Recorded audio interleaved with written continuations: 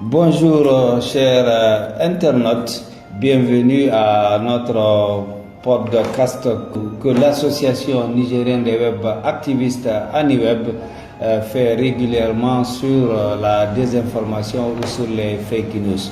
Comme nous avons l'habitude de le faire aujourd'hui également, nous sommes avec notre consultant, le consultant de l'association nigérienne des web activistes Awal Umaru, qui est en même temps vice-président de cette association, pour échanger avec lui, pour parler avec lui sur la désinformation, sur la circulation des fausses informations dans notre espace, notamment dans l'espace nigérien et dans l'espace AES.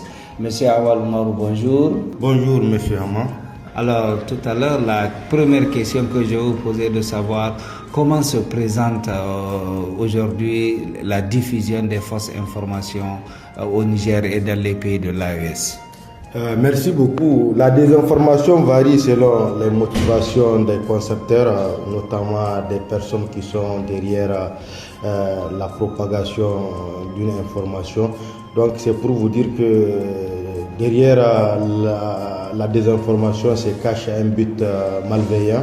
Elle renvoie à des contenus intentionnellement créés, soit pour la simple erreur ou rumeur.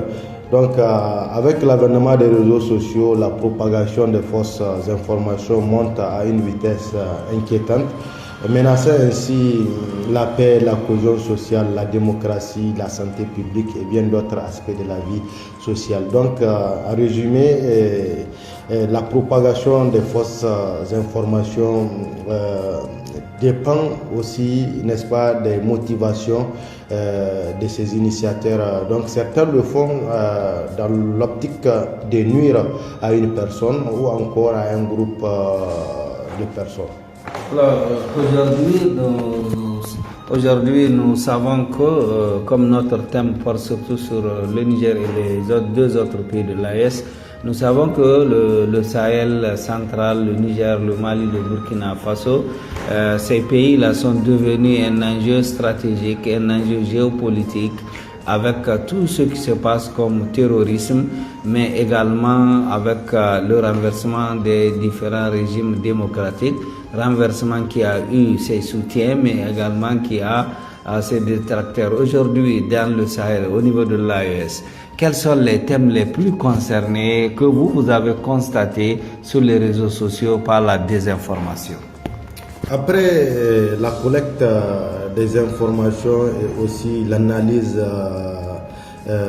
de cette désinformation, il ressort que beaucoup de sujets touchent la santé, la sécurité, la politique et aussi les relations bilatérales entre certains États qui depuis l'avènement des militaires, par exemple au Sahel, il y a une diatribe entre certains pays qui n'ont pas la même conception de la chose. Et aussi, on constate aisément que cette désinformation touche également les questions diplomatiques avec la guerre en Ukraine et aussi récemment avec la guerre entre l'Iran et l'Israël. Donc souvent c'est des contenus trompeurs qui sont créés, qui sont distillés sur les réseaux sociaux dans l'optique de manipuler l'opinion pour que certains États, certaines grandes puissances puissent faire valoir leur politique. Chacun dans sa sphère de puissance tente d'une manière ou d'une autre à s'imposer et ils utilisent aussi des contenus pour vraiment essayer de désorienter ou pour nuire aux pays adverses, juste pour vraiment faire valoir leur politique. Alors aujourd'hui, quel conseil ou quel message pouvez-vous donner aux internautes, parce que c'est pas tout le monde qui a la chance justement d'avoir l'éducation aux médias sociaux. Quel conseil pouvez-vous donner à ces internautes par rapport aux images qui défilent, par rapport aux informations? Quelle attitude doivent-ils justement avoir par rapport à tout ce qui est relayé? Justement, les internautes doivent vraiment adopter un comportement responsable. Ils doivent avoir le sens de la mesure, de la consommation d'informations. Ce n'est pas toute information qu'il faut consommer sur le champ. Il faut aussi utiliser le bon sens pour examiner à fond la source, la fiabilité de cette information.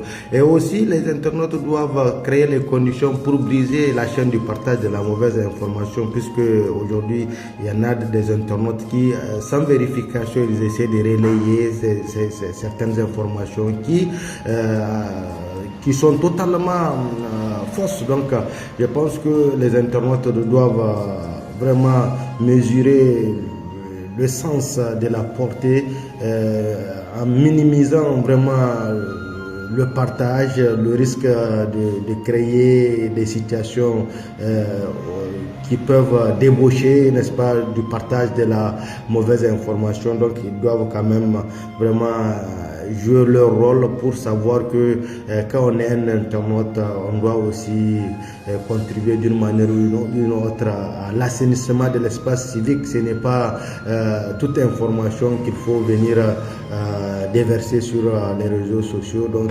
ils doivent vraiment jouer leur partition en cessant de partager des fausses informations et aussi en adoptant un comportement qui va permettre, n'est-ce pas, de mettre à nu les personnes qui se permettent, n'est-ce pas, de créer ces fausses informations à travers la rédaction des articles de fact-checking ou encore à travers les simples vidéos pour vraiment démentir et apporter des éléments de clarification pour que certaines personnes ne puissent pas tomber dans le trou pénal noir, notamment celui de la désinformation en partageant la mauvaise information.